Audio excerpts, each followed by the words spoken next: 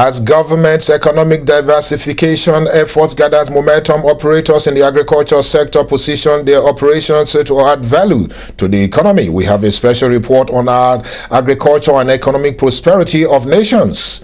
This is Inside Business Africa, Africa's business news and information leader. Hello, a very good day to you and thanks for joining us. My name is Kenneth Odushola Stevenson and this is Inside Business Africa, Africa's business news and information leader. Indeed, the Nigeria's President Muhammadu Buhari has put to rest the issue of devaluation of the naira, because he said, according to him, when he visited, paid a state visit to Kenya recently, that there is no need for Nigeria to devalue its naira, because we need to continue to add value to the economy and focus on the productive sector. And that's what he said. And indeed, that's actually why we are having this important special on the agriculture sector today on Inside Business, where we'll be talking about the operators that are adding value to the agri sector as the nation continue with the diversification drive. We talk about all that when we come back right after this commercial break.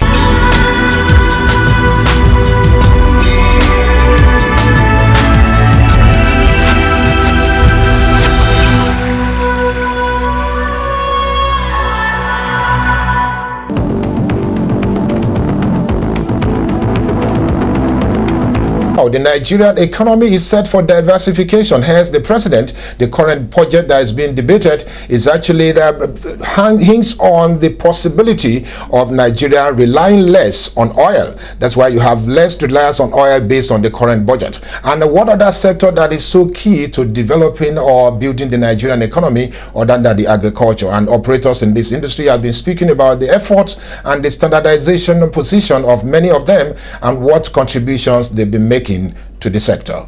Here is a report. More or less 70% of Nigeria's population engages in agricultural production at subsistence level.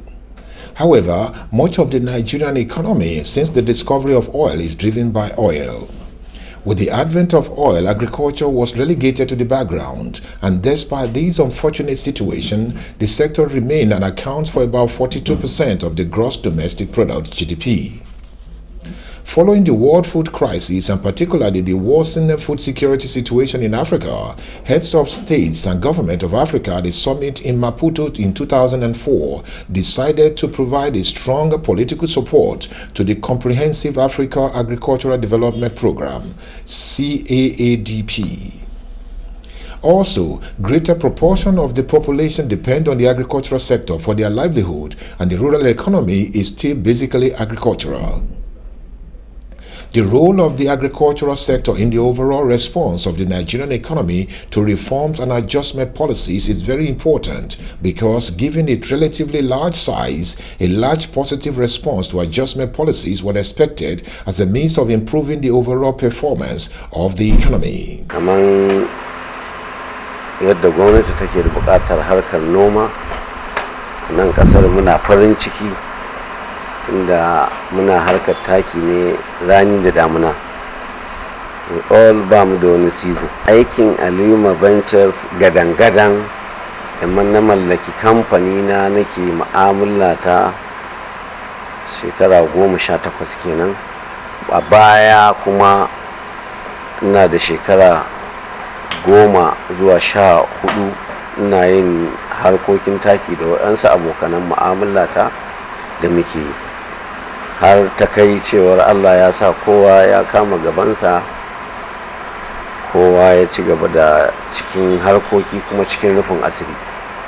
Saboda haka daga nan muka ci gaba da bunƙasa kamfanin Aliyuma, muka yi branch ɗinmu daban, muka yi kuma har ya zuwa yau. The role of agriculture remains significant in the Nigerian economy despite the strategic importance of the oil sector. The need to restructure the agricultural sector in an effort to enhance its roles in the transformation of the Nigerian economy has long been recognized in Nigeria. Meanwhile, the company is making significant contribution to the sector with various intervention products and implements and strategies. Harkar taki ko harkar noma abu ce muhimmiya, wanda ƙasashe daban-daban sun ci gaba da rayuwar harkar noma, kamar yadda gwamnati take da interest a halin yanzu tana sha'awar idan ma Najeriya noma bai rike ta bai ramar 50% ɗin rayuwar al'umma ko rayuwar gwamnati ta samu ya tsaya akan harkar noma. To saboda haka ni ina harkar taki tun ana bawa manomi kyauta ko ana cewa manomi igwada, gaskiya tun sannan na fara har ya zuwa yau. Sannan zuwa yanzu noma muhimmin abu ne, amma yanzu mutane su ake karantar da su ko ake wayar musu da kai game da harkar noma, wanda yake daman tuni noma muhimmin abu ne domin he da rayuwa. An kaga mutum yana sa riga mai kyau to he ana noma. In kaga duk wata shiga da mutum zai shiga AC zai mai, to ginshikinsa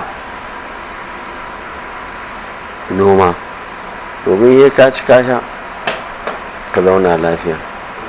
Gaskiya ba za a iya ƙarfafa ci gaban wannan ƙasashe da Najeriya ba, saboda idan ka duba a kusan 30% a Saudiya din nan madara ce abincinsu. sannan madaran nan mafi yawanta 50% sun ƙoƙari har ƙasar Saudiya ba a noma, sun ƙirƙiro wato wannan rabin madarar a Saudiya suke mallakarta, kamar madarori tun daga ma Najeriya ana kawo Najeriya madara daga Saudiya, amma fa ba wani gu suke zuwa ba, shanu suka je suka mallaka.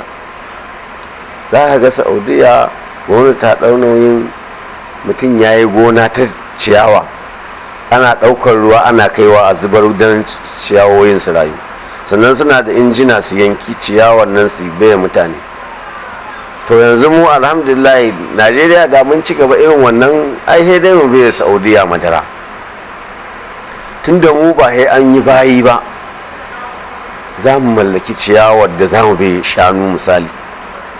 Sannan ka zo Saudiya, kaji din nan da kwai da sauransu ya zama ma wani abu ne daban, wanda yake tuni sun ci gaban da suka kuma still da a ƙasar Saudiyan suke mallaka.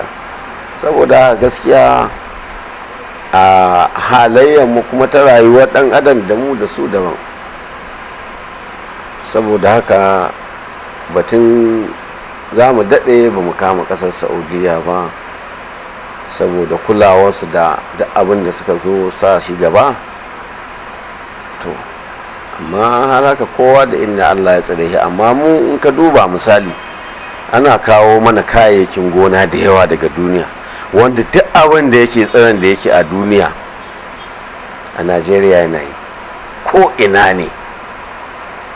Ba a magana sa'afin su menene, duk irin abin da ka sani na noma to a Najeriya an kai zai, in bai a nan nashiyar ba zai a wannan bangaren, in bai ba a nan bangaren zai a wannan. Saboda haka wannan shine gaskiyar magana, su sun ci gaba sosai fiye da mu. Ba wai Najeriya kaɗai na je ba, na je wurare daban-daban, sun ci gaba gama akan maganar noma da tsari na manoman na zahiri da ake nema ake taimaka rayuwarsu. The changed mantra of the federal government in the agricultural sector in the current dispensation seems to have taken cognizance of the relevance and the position of the agriculture sector. Hence, the 2016 budget is tailored towards the sector and as well as the solid mineral to drive the process. The development will further encourage the stakeholders in the sector to double their effort and their participation and channel more resources and expertise to grow the agricultural sector in Nigeria. Kalubale akwai shi akan harkar noma a Najeriya. Misali, ni yanzu all Nigeria na ɗau noman ramani na zama na ɗauki nauyin da gwamnati ta zo za ta yi. Na ce kar gwamnati ta ban taki, kar ta bani iri, a ta ban iri, amma duk wani expensin da zan yi na ɗau nauyi. Ma minista bai zo ya inviting ya zo ya gani ba cewar na yi masa wani abu na ci gaba.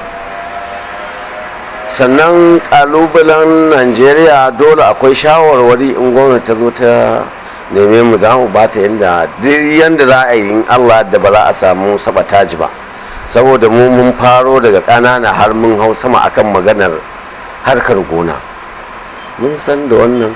Kaga to irin wannan kuma mu muna baiwa gwamnati shawara, misali kalubalantar dan Najeriya akan noma abu guda uku ne, dole kuma da su za su inganta. Shine taki, iri, chemical. Gwamnati amma mai ta ɗauka akan action ɗin akan wannan abu guda ukun ya samu, me ta ɗauka? Saboda haka in har za ta ɗauka, mu za mu ba su shawarar da in Allah da ba za a samu matsala ba, za a ci gaba. Ni gaskiya a harkar taki ba gindin wannan na taɓa zama, sai dai abokin mu'amala ta mi da wannan mi da wannan mi da wannan. Da muna tare mu uku mun taɓa kafa kamfani ya kasai Nigeria Limited, nake harkar taki da shi, da kowa ya rarraba, kowa je ci gaba da kamfaninsa. Sai dai dole duk mutum yana karami yake zama babba. Mun fara daga ƙanana muka zama manya insha, amma babu wani cewar na zauna a ƙarƙashin wani ina yi tun ina kallo har na zo na shiga nake yi, ina yin kaɗan nake yin kaɗan har nake zama haka. Alima ɓangaren taki take ba da ƙarfi. Misali ina da 'yan ƙungiyoyi, har wani sa'in nake ɗan lamuntansu wani abu don in taimaka musu a matsayina na ɗan kasuwa. Sannan a matsayina na ɗan kasuwa ina kirawo su ina nuna musu ingantaccen taki. Sannan a matsayina na ɗan kasuwa ina yi musu ragi ma ina san riyal kai manomi ne, ina rage ma kuɗi ina saye. Kuma da Allah ya sa sun zo da na inviting ɗin 'yan ƙungiyoyi a Kano ma su tabbatar da wannan, ina nuna musu ga abin da ya kamata su yi ga yi. Saboda haka ni ba ni da wani abu sai harkar noman nan da muke yi da sauransu, amma dai mu abin da za mu baiwa gwamnati shawara, saboda abin noma abu ne da yawa, inda har ana so ƙasar nan ta dogara da noma ko ta mallaki abin da za a ci a ƙasa, to abu a guda biyu za ta tsaya. Abu guda biyun nan kuma su all Nigeria ko ina yana yi. Idan iri za su zo su nemo ingantaccen abu guda biyu, shine shinkafa, masara, kamar dawa, gero, wake da sauransu, duk ba abu ne da gwamnati za ta zama abin nan, abin da ɗan Najeriya zai ci irayi zauna lafiya, abin da ɗan Najeriya idan ba a shigo da komai ba in yana da shi a ƙasa zai zauna lafiya, shine wannan abu guda biyu. Yanzu birni da ƙauye ana amfani da masara, ana amfani da shinkafa. Sannan masarar nan idan gwamnati ta shiga ta dagi, duk shekara manomi zai iya yin ta sau uku, ba wai sai noman damuna ba. Dalili, shinkafa akwai irin da take yin wata uku, shine kwana 90. In ka shuka ta za ka yanke ta a wata uku, kwana 30 ya baka kai kiliyarin ɗin wurinka, ka ci gaba da dasa wata, kwana 30 ka sake, wata uku ka sake yankiya, wata uku. Za a iya samun wani season din wani sa'in tafi wani sa'in yawa, wani sa'in tana samun kamar sanyi in ya zo shinkawa ba ta sake, amma za ta yi, amma ba za ka same ta kamar wani season din ba. Ina tabbatarwa su inda gwamnati da gaske take, na farko dai gwamnati ba neman kuɗi take a noma ba, so take ta ga ɗan Najeriya ya rike kansa. Yau mun waye gari a Najeriya za mu iya noma shinkafa da za mu ci, muna da kusan ko ina yanzu shinkafa yi za ta yi. tunda akwai shinkafa kwana 30 ai wata uku, tunda da ita kuwa gwamnati ta fitar duniya ta je ta nemo mana ingantaccen iri a samu magani. Sannan kuma fa wai ba wai muna so gwamnati ta shiga ta yi subsidy a wayannan abubuwan ba, shin a nemo masu wannan harkar na zahiri a taimaka musu da shigo kayan nan akan farashin dala, gwamnati kuma ta sa ido ta ga an cancanti yadda manomi ba a takura ma ba, domin gwamnati ta taimake ka a shigo da kayan. Idan misali talaka zai sai taki 5,000 4,000 a arewacin Najeriya da all Najeriya ko ina, wallahi ba zai damu gwamnati ba, kuma ba zai sa ido a gwamnati ba. Amma a sami takin a wadace, a zo a sami irin nan, gwamnati ta taimake ka a shigo da irin nan, to lallai ka taimaka mutane kai kuma kar ka tsawwala. A chemical, gwamnati ka zo ta baka LC ka shigo da chemical, dole ka taimaka. Gwamnati ta baka LC ka shigo da taki, dole gwamnati ta yi tracing ɗinka ta sama ido. Idan ana so gwamnati za ta san ma ya zo ma a kaza. Yanzu misali daga shekara 10 zuwa yanzu taki bai taba tsada arha ba a duniya irin wannan karan. Sannan saɓani kuma daga shekara 10 zuwa yanzu mu kuma taki bai taba tsada ba irin wannan shekara. Me ya faru? Gwamnati ta binkita. Kamar misali an ce kar a shigo da yuriya, don me bana a shigo da yuriya? Gwamnati ta sa ido. Idan kamfaninnukanmu na gida suka samu ana shigowa ana abin nan, dole a yi sauƙi. Idan ga takinmu na waje an sayar 4,000, na Najeriya an sayar 5,000, dole ka je ka sai mai sauƙi. Shi mutumin Najeriya sauƙi ke nema, talakan Najeriya manomi sauƙi ke nema. Yeah, as you people are aware, fertilizer is the key input in the agricultural development. And from time to time, or from government to government, there has been policy on fertilizer. Though, unfortunately, the policies, some of them could not work because there was some associated inconsistencies in the policy.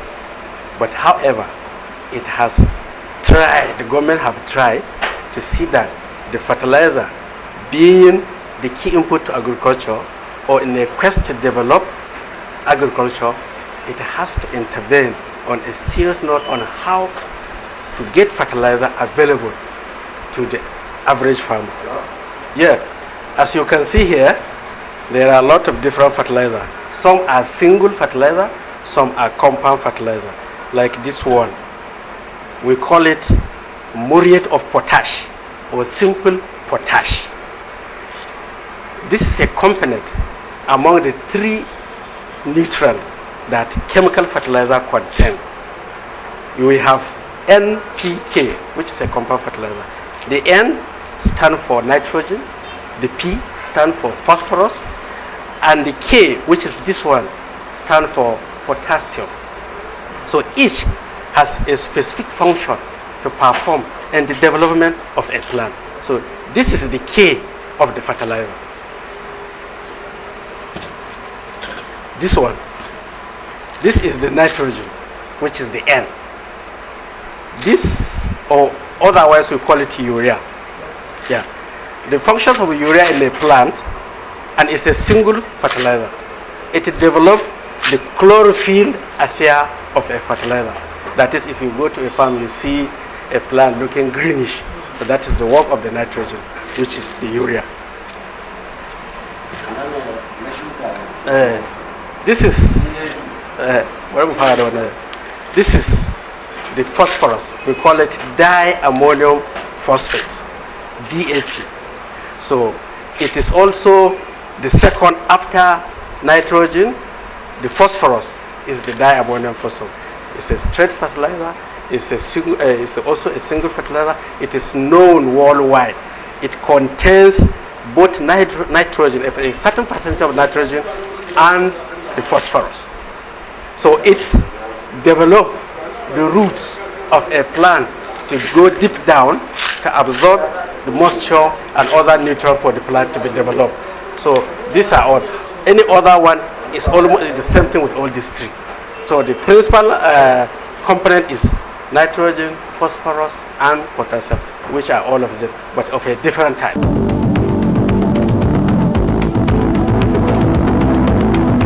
Indeed, our special report on the agricultural sector will continue on Inside Business next week. And indeed, from now on, we will be having this particular report on the program every week, posting Nigeria's position and also asking Nigerians to look at the position of agriculture as a way of building the sector or the nation's economy. Inside Business special will continue next week. When we come back right after this commercial break,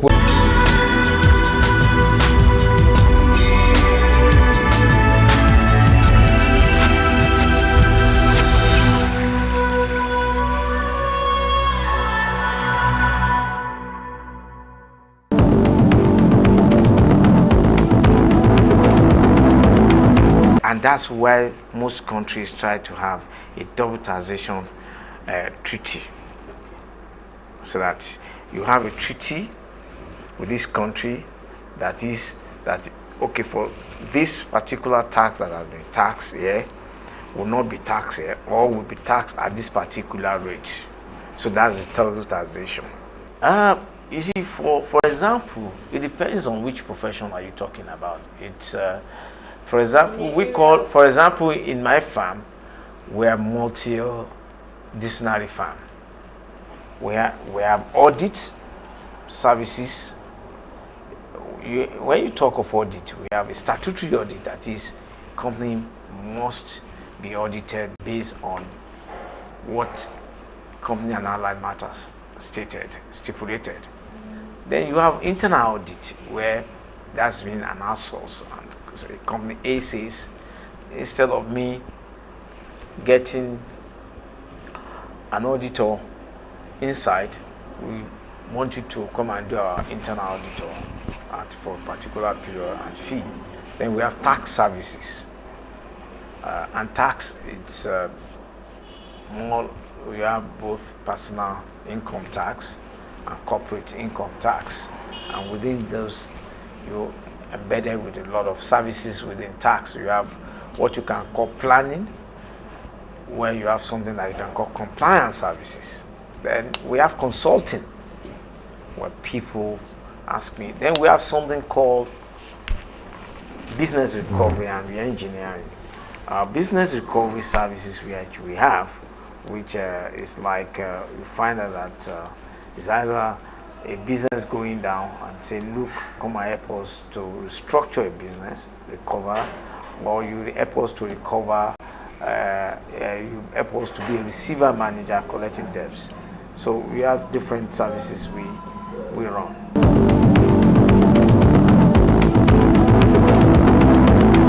But all we have time for on Inside Business Africa for today. Like I said earlier on, the agricultural report will continue on Inside Business next week, and we are committed to bringing this information to the limelight and also profiling the operators in this important sector as the nation sets to diversify its economy from the oil. And we all know what is going on around the world. It's been Kenneth Odushola Stevenson presenting Inside Business Africa. I want to thank you again for watching. See you next week.